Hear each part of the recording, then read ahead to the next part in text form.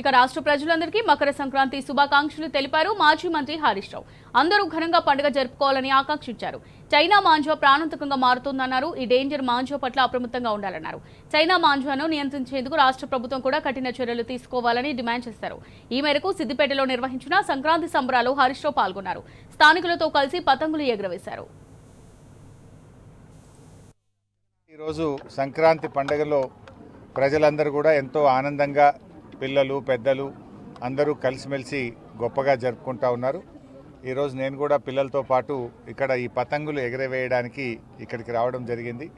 దీంట్లో పాల్గొనడం నిజంగా చాలా సంతోషంగా వచ్చే మొట్టమొదటి పండగ సంక్రాంతి పండగ. అంటే సూర్యుడు మకర రాశిలో ప్రవేశించినప్పుడు వచ్చేటువంటి పండగ ఈ సంక్రాంతి పండగగా మనం జరుపుకుంటాం. అయితే ఏ పండగ అయినా కూడా దాని వెనుక ఒక సైన్స్ ఉంటుంది. ఆ పండగ వెనుక ఒక నమ్మకం ఉంటుంది, ఒక విశ్వాసం ఉంటుంది. ముఖ్యంగా సంక్రాంతి పండుగ అంటే ఎగిరే గాలిపటం, అంటే పైకి ఎత్తుకు ఎగురుతూ ఉంటుంది గాలిపటం.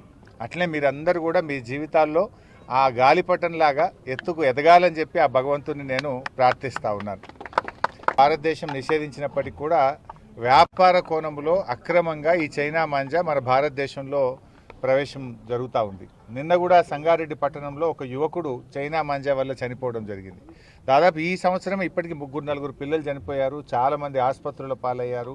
ఎన్నో పక్షులు పశువులు కూడా ఈరోజు ఇబ్బంది పడుతూ ఉన్నాయి, చనిపోతూ ఉన్నాయి. అందువల్ల మనం కూడా బాధ్యత వహించాలి. ప్రజలుగా మనం కూడా ఏం చేయాలి? చైనా మాంజా ఎక్కడైనా కనబడితే వెంటనే పోలీసులకు ఇన్ఫామ్ చేయాలి. రాష్ట్ర ప్రభుత్వం కూడా ఈ చైనా మాంజాను ఎక్కడన్నా కనబడితే దాని మీద ఉక్కుపాదం మోపాలి. దాన్ని అమ్ముతున్న వాళ్ళను, దాన్ని దేశంలో తెస్తున్నటువంటి వాళ్ళను పట్టుకొని అవసరమైతే వారి మీద కఠినమైనటువంటి సెక్షన్లు పెట్టి వాళ్ళను కేసులు పెట్టి ఆ చైనా మాంజా మరి మన దేశంలో రాకుండా ఉండే విధంగా కూడా చూడాల్సినటువంటి అవసరం ఉంది. ముఖ్యంగా ఎందుకంటే మాంజా వల్ల చాలా ఇబ్బందులు జరుగుతూ ఉన్నాయి, చాలా చోట్ల కూడా ఇబ్బందులు జరుగుతూ ఉన్నాయి. ఎట్టి పరిస్థితుల్లో కూడా మనం కూడా మన పిల్లలు కూడా దానికి అట్రాక్ట్ కాకుండా చూసుకోవాలని చెప్పి కూడా నేను ఈ సందర్భంగా పిలుపునిస్తూ ఉన్నాను. మరి ఈ పండగ ముఖ్యంగా ఈ సంక్రాంతి పండగ మీ అందరి జీవితాల్లో మంచి వెలుతురు, ఆనందాన్ని, సంతోషాన్ని అందించాలని చెప్పి ఆ భగవంతుని ప్రార్థిస్తూ అందరికీ మరొకసారి నూతన సంవత్సరము మరియు సంక్రాంతి పండగ శుభాకాంక్షలు.